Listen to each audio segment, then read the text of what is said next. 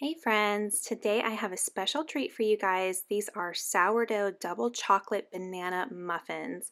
These are super decadent and yet have a healthy twist to them.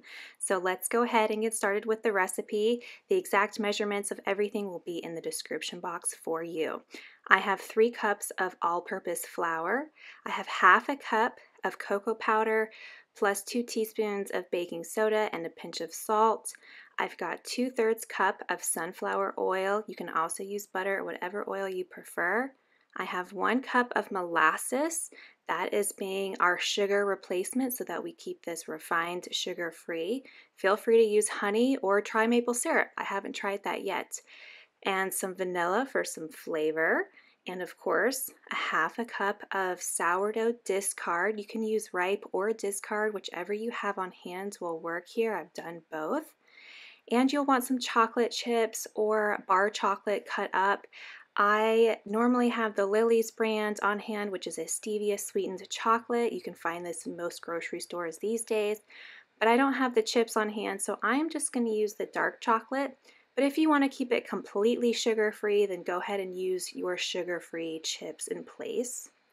And of course, we'll need 6 gnarly looking bananas. As ripe as you can get them, the better. And trust me, the banana flavor, you can't even tell they're in there. It does not taste like a chocolate banana bread. This really tastes like a chocolate cupcake almost. That's how decadent it tastes. So if you don't like the taste of bananas, don't worry, it's not strong at all between the chocolate and the molasses. And don't forget, we'll need 2 eggs as well. So we're going to first incorporate our wet ingredients. So I'm just going to go ahead and mash up those bananas really well.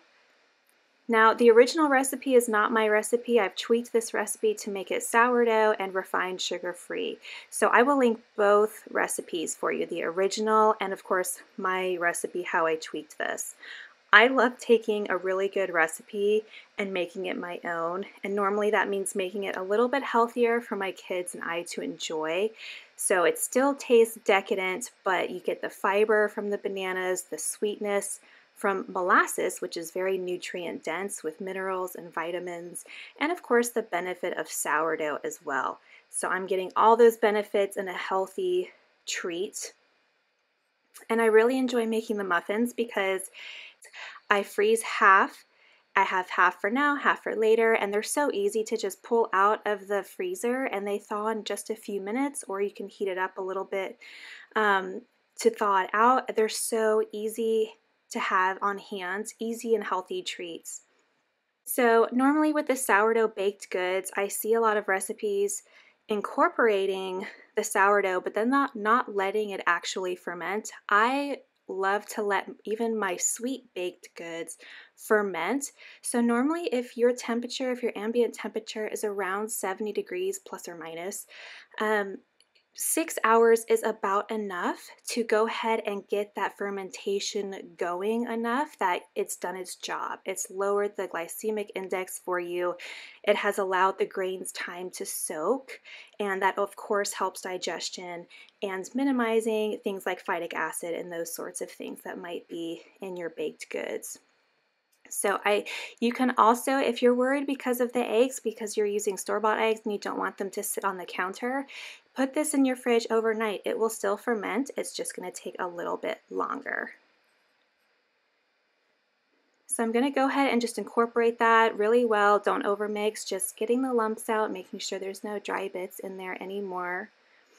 And so again, I will let this sit on the counter because this day it was about 70 degrees inside. I will just go ahead and cover this and leave it undisturbed for about 6 to 7 hours so that everything can nicely ferment. And I like to add the chips after the fermentation process just so it doesn't weigh down the aeration until the last minute. So you can see how kind of frothy it looks after that first layer's peeled back. There's some air pockets and things.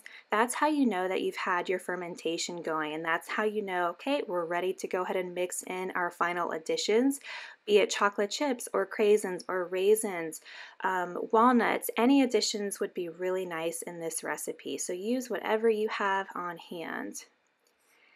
And I've got my muffin tin here, and these silicone cups are so great. I will link these down below. They're so easy to clean. They're mess free, so that I don't have to like worry about cleaning the muffin tin too much. And this is the Pampered Chef muffin tin, which is amazing. It's stone, so it's quite heavy, but I love, love baking with it. It bakes so evenly, and all the muffins come out exactly the same. It doesn't warp. The shape doesn't warp at all. So we're going to bake these muffins at 350 degrees for anywhere from 20 to 25 minutes, depending on how full you've got your cups. I like to fill mine pretty much to the top. I like a nice sized muffin here, and you can see how easy these pop right out with those muffin liners. So I got both batches done today. This is a 2 dozen muffin recipe. And again, these are wonderful. The extra fiber you get from the bananas and the sweetness from the molasses as opposed to the sugar and the sourdough. These make for such a decadent muffin, but also something that you don't have to feel guilty about when eating. These freeze phenomenally, so make a double batch, put half in the freezer for later because you're definitely going to want these. Give this recipe a try. Let me know in the comments how you like it. I'll see you guys next time.